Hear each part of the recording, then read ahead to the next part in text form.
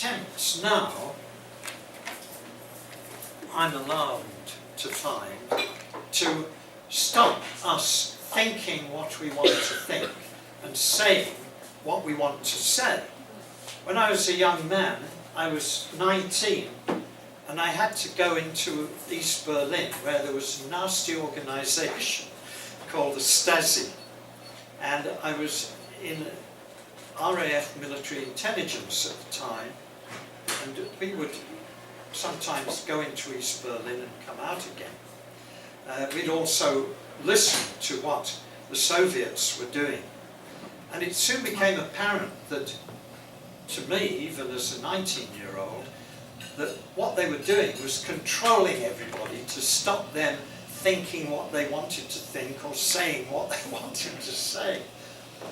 I come back to Canada in 2015 after some time abroad, and I find there are lots of people, you can't say what you want to say, and you can't think what you want to think, and you've got to be politically correct. Now this is Nazi technique, it's Soviet technique, it's Maoist technique. Why do we have it in Canada, which is a free society?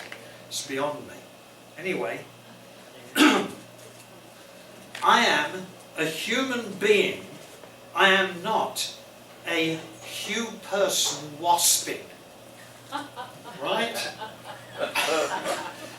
I'd rather be a bee than a wasp. And I'd rather be a human being than a person,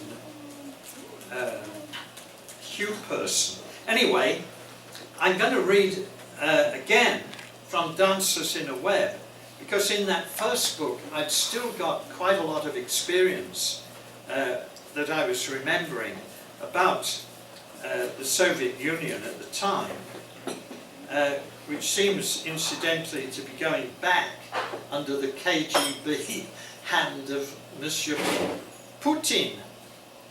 But there was a wonderful poet in the Soviet Union who was a physicist, and she was the live-in mate, or maybe wife, or maybe fiancé, I forget which, of a man who was arrested because he was a dissident. And because she was involved with a dissident, they arrested her and they force-fed her. And she became so ill, even the Soviets decided to send her to London. And she was actually cured in London. And the Observer newspaper got hold of this.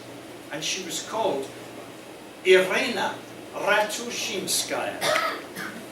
And this is a poem called Apple Harvest. For Irina Ratushinskaya, arrested while picking apples. Delicate pink doors appeared on the weathered apple boughs and opened their shining hearts to the sun and wandering bee. Soon small hard fruits swelled, clustered green and sour. They ripened, streaked red, crisp with flavour, like the tang of your poems, ready to offer themselves to the mouths of strangers. In the apple orchard, hired hands snapped you from the branch and lugged you bruised into some dark place to rot.